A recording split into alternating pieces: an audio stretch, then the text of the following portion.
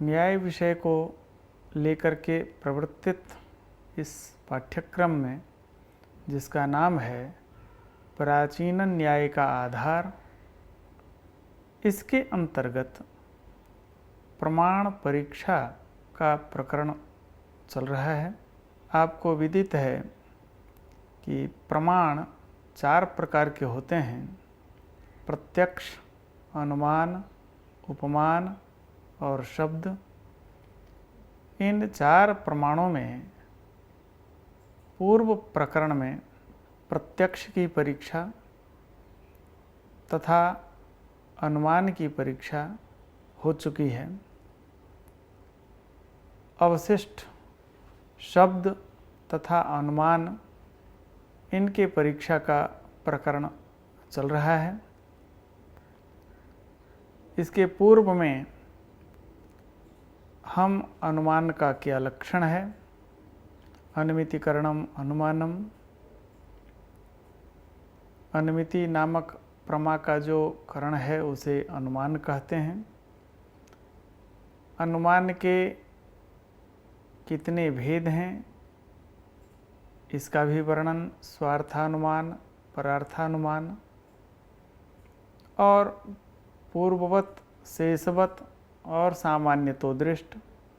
सूत्रकार के दृष्टि में जो अनुमान के भेद बतलाए गए हैं, अतः त्रिविधम अनुमानम, पूर्ववत, शेषवत, सामान्यतो दृष्टंच।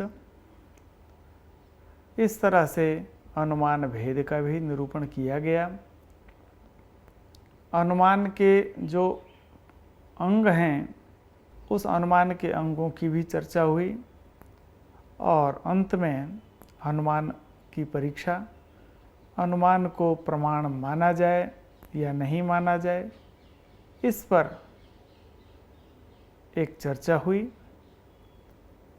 इसके अनंतर हम इस पाठ्यांश में जो मुख्य रूप से चर्चा का विषय है वह है शब्द का क्या लक्षण है, शब्द प्रमाण क्या है और शब्द प्रमाण की परीक्षा होगी।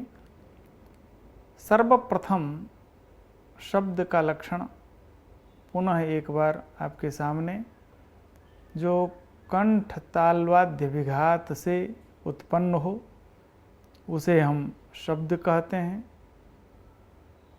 वर्ण समूह को पद कहते हैं। शब्द प्रमाण हम क्यों माने, शब्द को स्वतंत्र प्रमाण क्यों माना जाए, इसकी चर्चा इस पाठ्यांश में विशेष रूप से होगी। कारिकावली में विश्वनाथ पंचानन भट्टाचार्य लिखते हैं, शब्दोपमानयोर्नैव पृथक प्रामाण्य मिष्यते। शब्द और उपमान को स्वतंत्र प्रमाण नहीं माना जाए। शब्दोपमानयोः नैव पृथक प्रामाण्यम, अलग से इसको प्रमाण नहीं माना जाए। कारण क्या है? अनुमानगतार्थत्वात्, इसका अनुमान में ही यदि अंतर्भाव हो जाए तो शब्द और उपमान को स्वतंत्र प्रमाण नहीं माना जाए। इसी को दृष्टि में रख करके यह परीक्षा प्रारंभ की गई है। अथ शब्द प्रमाण परीक्षा, शब्द प्रमाण की परीक्षा होगी। शब्द को स्वतंत्र प्रमाण माना जाए या नहीं, इसमें पूर्व पक्ष अपना मत प्रस्तुत करते हुए उपस्थापित करता है। सूत्रकार महर्षि गौतम पूर्व पक्षी के तरफ से इस सूत्र का प्रणयन करते हैं। शब्दोनुमानम अर्थस्यानुपलब्धेः अनुमेयत्वात्। शब्द यहाँ पक्ष है, अनुमानत्व साध्य है, अर्थस्य अनुपलब्धेः यह हेतु है और अनुमेयत्व भी हेतु है। तो शब्द रूप पक्ष में अनुमानत्व को सिद्ध किया जाता है। शब्द क्या है? अनुमान ही है। क्यों? अर्थस्य अनुपलब्धे, अर्थ की उपलब्धि नहीं होने से। और जैसे हम धूम हेतु के द्वारा जो अनुपलब्ध वहनी है उसका अनुमान करते हैं, इसी तरह शब्द के द्वारा अर्थ का अनुमान हो जाता है। हम शब्द को श्रोत्र इंद्रिय के द्वारा सुनते हैं, अर्थ की प्रतीति श्रोत्र के द्वारा नहीं होती है, अपितु वह अनुमेय है। यह पूर्व पक्ष है। दूसरा भी यहाँ कहते हैं उपलब्धेः अद्विप्रवृत्तित्वात्। जो उपलब्धि है, ज्ञान है, जैसे सादृश्य ज्ञान से उपमिति होती है, इसी तरह जो उपलब्धि है, अर्थ की उपलब्धि है, वह अलग अलग होती है, एक साथ उपलब्धि नहीं होती है। इसलिए शब्द को हम अलग से प्रमाण नहीं मानते हैं। और तीसरा भी कहते हैं संबंधाच्च। शब्द का और अर्थ का एक स्वाभाविक संबंध है, इसलिए जो स्वाभाविक संबंध के द्वारा जो उपस्थिति हो जाती है, उसके लिए अलग से शब्द को प्रमाण मानने की कोई आवश्यकता नहीं है। यह तो पूर्व पक्ष है। इस पूर्व पक्ष के समाधान के लिए पुनः सूत्रकार गौतम इन सूत्रों का अवतरण करते हैं। आपतोपदेश सामर्थ्यात् शब्दार्थ संप्रत्ययः। आप्त के द्वारा जो उपदेश किया जाता है, उस उपदेश के सामर्थ्य से शब्द से अर्थ की प्रतीति होती है, शब्द से अर्थ उत्पन्न होता है, न कि शब्द का अर्थ के साथ स्वाभाविक संबंध है। हम सभी शब्दों से अर्थ की प्रतीति नहीं कर पाते हैं, और शब्द से अर्थ यदि उत्पन्न भी हो तो वह अर्थ योग्य है या नहीं, इस पर भी विचार करना होगा। किंतु जो आप्त पुरुष हैं, राग द्वेष के वशीभूत होने पर भी जो अन्यथा नहीं बोले, उन्हें हम आप्त की श्रेणी में रखते हैं।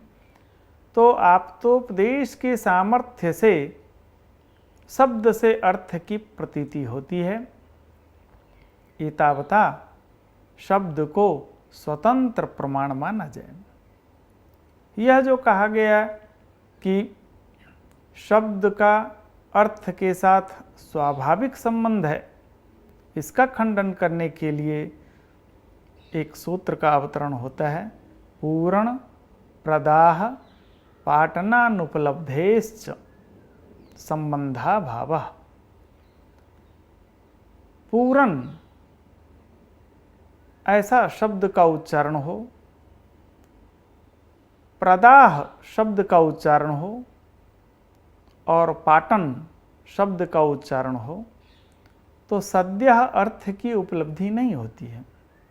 पूर्ण शब्द श्रवणानंतर मुंह में अन्न का भर जाना होना चाहिए, पर ऐसा होता नहीं है। प्रदाह शब्द अग्नि शब्द का उच्चारण हो जाए तो मुंह में जलन होनी चाहिए। पाटन असी शब्द तलवार शब्द छुरी शब्द के उच्चारण होने से जीभ को कटना चाहिए, पर ऐसा होता नहीं है। एतावता शब्द का अर्थ के साथ स्वाभाविक संबंध नहीं है। दूसरी बात, शब्दार्थ व्यवस्थानात् अप्रतिषेध, शब्द और अर्थ की एक व्यवस्था है। उच्चरित जो शब्द है उससे अर्थ की प्रतीति होगी, पर वह स्वाभाविक प्रतीति नहीं है, अपितु विधिवत जो आप्त के द्वारा उच्चरित शब्द है उसी शब्द से अर्थ की उत्पत्ति होती है, और इन उत्पत्ति में जो शब्द से अर्थ की प्रतीति होती है इसमें अनेक कारण भी बतलाए गए हैं। कहीं व्याकरण है, काव्य है, कोश है, आप्त वाक्य है, वाक्य शेष है। इन तमाम कारणों के द्वारा अर्थ की उत्पत्ति होती है, न कि शब्द का अर्थ के साथ स्वाभाविक संबंध होने से उन अर्थ की प्रतीति होती है। दूसरी बात, जाति विशेषे च अनियमात्, एक जाति विशेष में कंकु एक शब्द है, आर्य लोग इसका प्रयोग अन्य अर्थ में करते हैं, म्लेच्छ इसका प्रयोग अन्य अर्थ में करते हैं। तो जिस शब्द का जिस अर्थ में शक्तिग्रह होता है उसी शब्द से अर्थ की प्रतीति होती है। एतावता यह सिद्ध होता है कि शब्द का अर्थ के साथ में स्वाभाविक संबंध नहीं है, अपितु आप्तोपदेश के द्वारा जो कहा गया है उसी शब्द से अर्थ की प्रतीति होती है, और यही शब्द को स्वतंत्र प्रमाण होने में प्रमाण है। इस चर्चा में शामिल होने के लिए आप सभी का अभिनंदन पूर्वक धन्यवाद।